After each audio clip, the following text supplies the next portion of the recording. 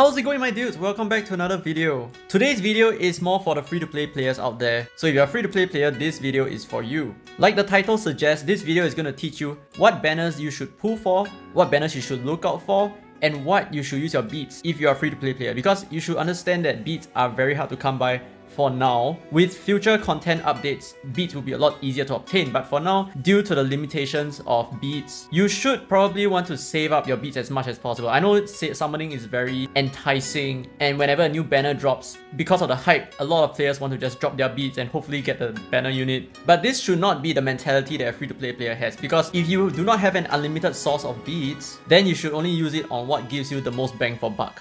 So currently there are 4 main units that you see running around in a lot of different teams. Number 1, you have Hanabi. She's an excellent unit in fire power flip teams, in one-punch supports, and in general content clearing. And next up you have Shasuzu, who is really good and very powerful for skill damage teams because she boosts the leader's skill gauge and she boosts the leader's skill damage and attack.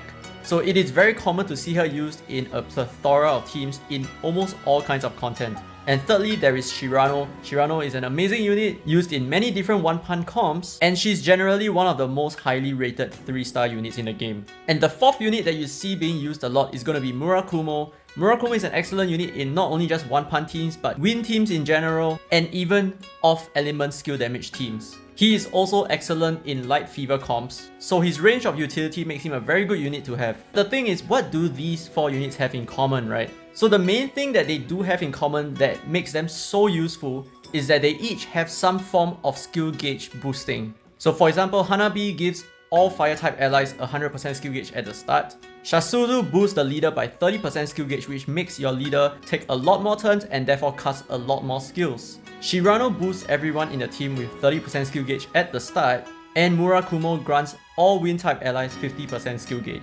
So it is not a surprise why this is so important, because skill gauge boosting helps you to ramp up your clearing speed and to unlock specific wombo combos in the game. So having a skill gauge boosting unit is a lot more important than just having a straight up DPS unit, because this allows you to build different kinds of comps, different kinds of synergies, different kinds of setups, and perhaps even allowing you to build off elements as well.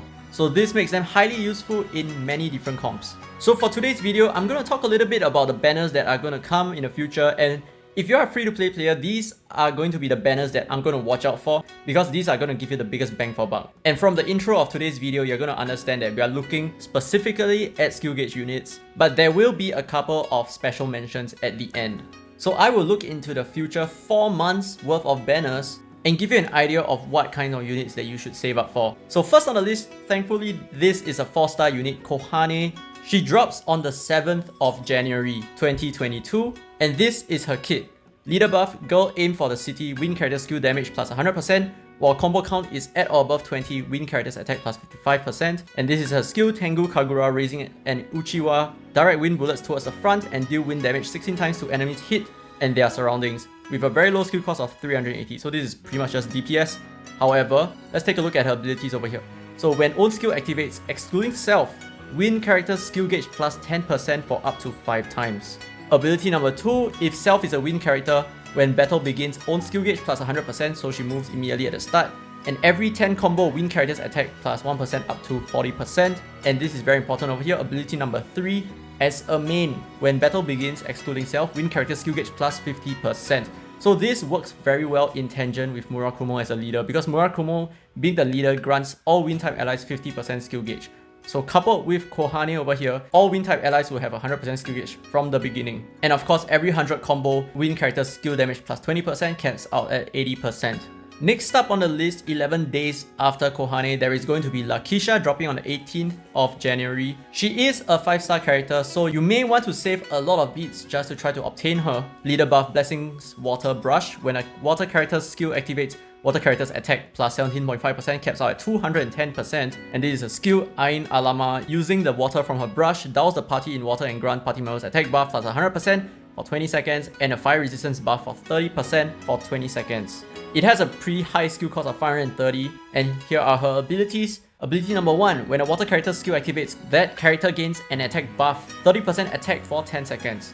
And ability number 2, when water characters have attack buff, that character's attack plus 2.5% caps out at 50%. So this matches very well with ability number 1. When a water character's skill activates, they actually gain quite a lot of attack bonus this way.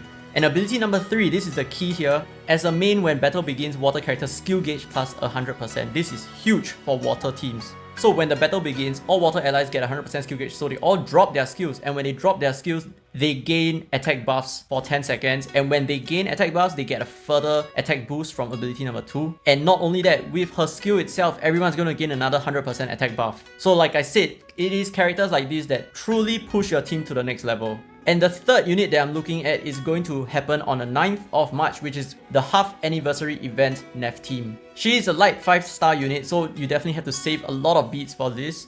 She is also a limited unit, which means that you're only able to pull her for this period of time. To add, this is a half anniversary. I'm not sure whether she will get a rerun in the 1.5 years, but I'm not going to bet on it. So definitely try to pull for this unit. This is very important. And here is her kit: Leader Buff, Entertainment Age. During Fever, light characters attack plus 130%. Fever mode duration plus 30% as well. And the skill Nehemgere, celebrating the 50th anniversary of the birth of the Rumbling Labyrinth. Grant light element party members a regeneration buff for 10 seconds. If skill is activated during Fever, grant light party members an additional double attack buff. And you add 20% extra direct damage for 10 seconds. With a very low skill cost of 450, here are her abilities. Ability number 1, as a main, when battle begins, light character skill gauge plus 100%. She is going to be so powerful for a light fever team because she herself grants regeneration, which is going to be super powerful for your typical HNeph team light fever comp. And ability number 2, when self recovers HP, fever gauge plus 30, and light characters attack plus 1% caps out at 25%. Ability number 3, as a main, during Fever, light characters direct attack damage plus 200%. Now, even excluding all these Fever related stuff, the fact that her ability 1 grants all light characters skill gauge plus 100% makes her very relevant for even light skill damage teams. While yes, her kit does fall short for light skill damage, she is still going to be quite relevant for the insta-cast at the beginning. But it can be argued that she is just strictly more for light fever and not so strong for all other kinds of light teams. But I would still definitely recommend you guys to pull for her when the day comes. Now we have some extra special mentions, and these special mentions do not have the skill gauge effect that I was talking about previously. Instead, these units are more usable for various kinds of comps. So these units are not just limited to their elements, these units are also not just limited to their specific kind of strategy. You can use them in various different kinds of comps, different kinds of elements, different kinds of team setups. Now first on the list, on the 14th of December 2021, there is Beretta. Let's check out her skills real quick. She's a light type, 5-star unit, leader buff, way of life, light characters attack plus 100%, power flip damage plus 70%. Skill Heaven's Torch, feeling an energy gun, shoots a beam towards the front and deal light damage to enemies hit. Grant power flip damage buff, plus 100% power flip damage for 20 seconds. It has a pretty low skill cost of 460. Let's take a look at abilities. Ability number 1, while own HP is at or above 80%, power flip damage plus 50%. If self is a leader, own attack plus 30%. Ability number 2, every 20 combos, grant power flip damage buff plus 50% power flip damage for 10 seconds. And grant allies a penetration buff until the next ball flip. And ability number 3, as a main, when combo count reaches 40, grant party members power flip damage buff 250% power flip damage for 10 seconds. Now you might think that 40 combo is quite high, but if you're using her in a fire power flip team, 40 combo is very attainable. And also her skill itself triggers a very high combo. So one thing that you should note for Beretta is that she has nothing that is element limited. You can definitely use her for all kinds of elements. You can use her for the fire power flip, you can use her for wind combo, and you can use her for potentially light power flip as well. Within the same banner itself, on the 14th of December, there is going to be Hopu as well.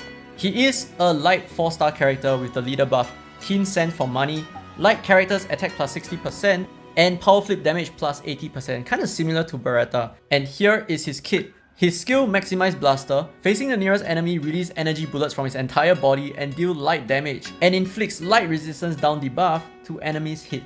Ability number 1, while own HP is at or above 60%, power flip damage plus 40%. Ability number 2, while allies have power flip damage buff, leader attack plus 50%.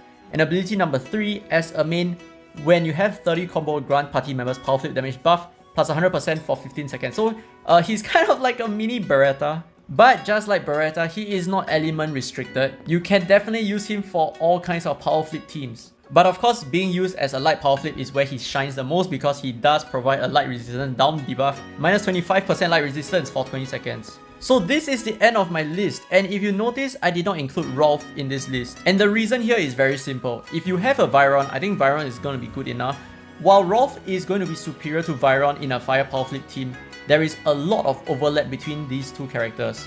And honestly, Rolf, while good, is only strictly limited to a fire power flip team. You can't really use Rolf in any other comps. This is where he excels in. So if you're going to be a free-to-play player, expect that you should only pull for units that you can use in various different teams. So that's the end of this video, guys. Thank you so much for watching. I hope you learned something new. If you did, don't forget to leave a thumbs up. It really helps the channel. If you think that I missed a certain unit that's coming in the next 4 months, do let me know down in the comments below and I will go and check him out. So this has been free to play, by the way, and as always, I will see you in the next video.